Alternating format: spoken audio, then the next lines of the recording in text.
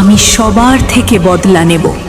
আমি আমার নিজের একটা আলাদা দুনিয়া বানাবো, যেখানে আমি এক এক করে সবার কাছ থেকে প্রতিশোধ নেব, যেখানে যারা একে অপরকে ভালোবাসার নাম করে ধোঁকা দেয়, সব প্রেমিক প্রেমিকাই এখানে বন্দি থাকবে। এই তালাবের নিচে লুকিয়ে আছে একটা সোনার মটকা, যে মটকা শুধু ধন দেয় না, সে জীবন কেড়ে নেয়। যে প্রেম করে সে আর ফিরে আসে না। এটা কি? আমি আমি তো হাড়ির ভেতরে ঢুকে যাচ্ছি। মীরা, আমাকে বাঁচাও, আমার এটা কি হচ্ছে? কিন্তু প্রশ্ন একটাই, এই অভিশাপের পেছনে কে? এক জালিম জমিদার, নাকি এক ভাঙা হৃদয়ের প্রতিশোধ? যখনই গ্রামে কোনো প্রেমিক প্রেমিকাকে দেখি, আমি কাউকেই ছাড়ি না, সবাইকে আলাদা করে দিই। এই গল্প শুধু ভৌতিক নয়, এটা ভালোবাসা, বিশ্বাস আর প্রতিশোধের ইতিহাস। শেষ পর্যন্ত কে বাঁচবে আর কে হারাবে সব কিছু। মীরা, মীরা, ওই দেখো, পুকুরের ভেতরে এত বড় একটা সোনার হাড়ি। এটা তো ভীষণই অদ্ভুত। আরে হ্যাঁ, সত্যি তো, এত বড় সোনার হাড়ি। নিশ্চয়ই এর ভেতরে অনেক লুকানো ধন আছে। এক কাজ করি, আমি এই হাড়িটা তুলে নিই। এমনিতেই আমি গরিব, তাই তো তোমার বাবাও আমাদের বিয়েতে রাজি নন। তুমি জমিদারের মেয়ে আর আমি গরিব মজুলের ছেলে। মীরা, যদি এই হাড়িটা পাই, তাহলে দেখবে তোমার বাবা কত খুশি মনে আমাদের বিয়ে দিয়ে দেবেন। হ্যাঁ, তুমি ঠিকই বলছো। তাহলে তো আমাদের প্রেমের পরীক্ষাও শেষ হবে। যদি এই হাঁড়িটা পাও, তুমি ধনী হয়ে যাবে।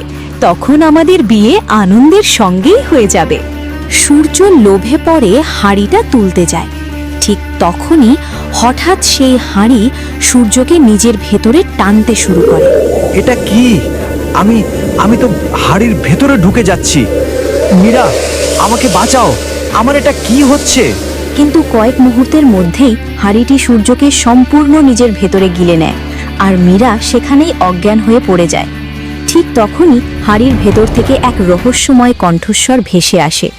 আমার রহস্য চিরকাল গোপনই থাকবে, তোমরা কখনো জানতে পারবে না। এরপর দিন দিন গ্রামের অবস্থা আরও খারাপ হতে থাকে। গ্রামের সব যুবক ছেলেরা যারা একে অপরকে ভালোবাসত, তারা একে একে রহস্যজনকভাবে নিখোঁজ হতে থাকে। এতে পুরো গ্রাম জুড়ে আতঙ্ক ছড়িয়ে পড়ে। আরে ভাই, এটা কিভাবে সম্ভব? আমাদের গ্রাম থেকে একের পর এক ছেলে হারিয়ে যাচ্ছে। যাদের বিয়ে ঠিক হয়ে গেছে তারাই তো আগে আগে উধাও হয়ে যাচ্ছে। ভাই, আমার তো এই ব্যাপারটা একদমই ঠিক মনে হচ্ছে না। আর কি বলবো, গ্রামে মেয়ে আছে কিন্তু ছেলের সংখ্যা দিন দিন কমে যাচ্ছে।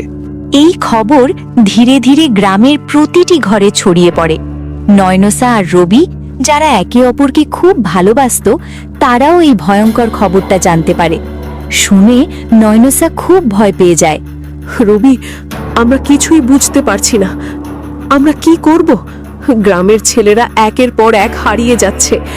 এভাবে চলতে থাকলে তুমিও কি একদিন আমাকে ছেড়ে চলে যাবে? আরে না নয়নসা, তুমি এমন কথা বলছো কেন? আমি তোমাকে কখনো ছেড়ে যাব না। আমি তোমাকে খুব ভালোবাসি, আর যাই হোক না কেন, আমি কখনো তোমাকে ছেড়ে কোথাও যাব না।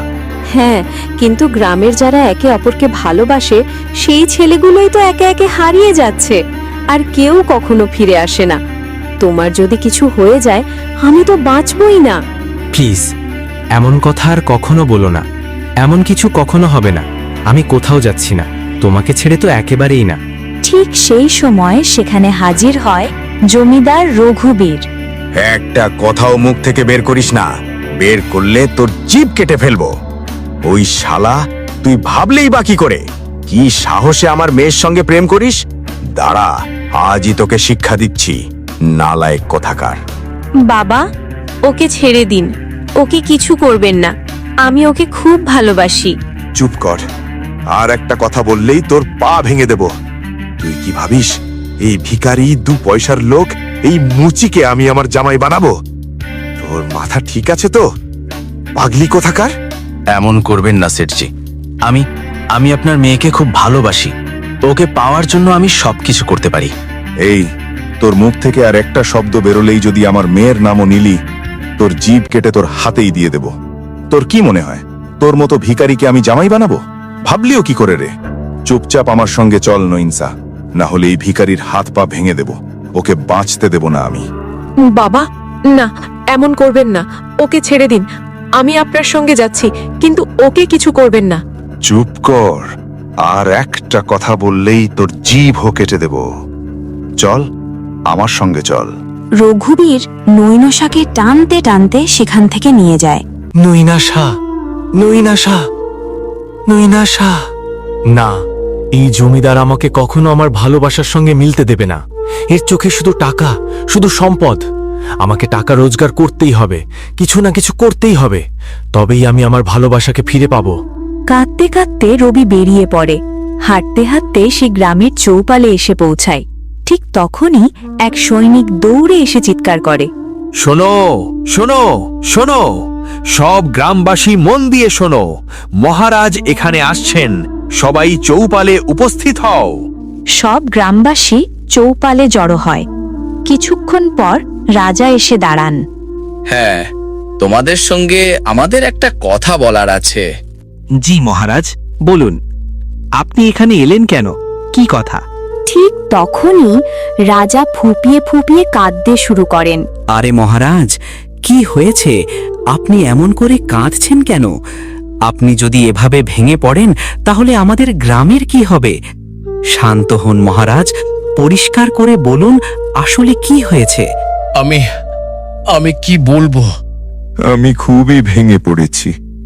আমার ছেলে এক মেয়েকে খুব ভালোবাসতো। ওদের বিয়েও ঠিক হয়েছিল, কিন্তু বিয়ের ঠিক একদিন আগে আমার ছেলে হঠাৎ নিখোঁজ হয়ে যায়। আমি সব জায়গায় খুঁজেছি, খুঁজতে খুঁজতে আমি ক্লান্ত হয়ে পড়েছি। কিন্তু আমার ছেলে, আমাদের রাজপুত্র, কোথাও তাকে পাওয়া যাচ্ছে না। আমরা কি করব কিছুই বুঝতে পারছি না। মহারাজ, এটা এখন শুধু এক পরিবারের সমস্যা নয়, এটা পুরো গ্রামের সমস্যা হয়ে দাঁড়িয়েছে। আমাদের গ্রাম থেকেও অনেক ছেলে নিখোঁজ হয়েছে। আমরাও খুঁজতে খুঁজতে হাল ছেড়ে দিয়েছি, কিন্তু কাউকে পাওয়া যায়নি। আর যেসব মেয়েদের সঙ্গে ওরা প্রেম করত, ওদের স্মৃতিশক্তিও ধীরে ধীরে নষ্ট হয়ে যাচ্ছে। আমরা কিছুই বুঝতে পারছি না, এমনটা কিভাবে সম্ভব? আমাদের গ্রামের সব ছেলেরা কোথায় হারিয়ে যাচ্ছে, এই রহস্য আমাদের সবাইকে একসঙ্গে মিলে সমাধান করতেই হবে। ঠিক তখনই রবি সামনে এসে বলে, মহারাজ, এই সমস্যার সমাধান আমি করব। হ্যাঁ, কাউকে না কাউকে তো এই দায়িত্ব নিতেই হবে। বাছা, যদি তুমি এটা করতে পারো, তাহলে তুমি যা চাইবে আমরা তোমাকে সব দেব। যেভাবেই হোক এই রহস্যের সমাধান করতেই হবে। ঠিক আছে মহারাজ, আমি আজই সেই পুকুরের দিকে যাব এবং দেখব আসলে সেখানে কি হচ্ছে। এই কথা বলে রবি রওনা দেয়। হাঁটতে হাঁটতে সে পুকুরের ধারে এসে পৌঁছায়।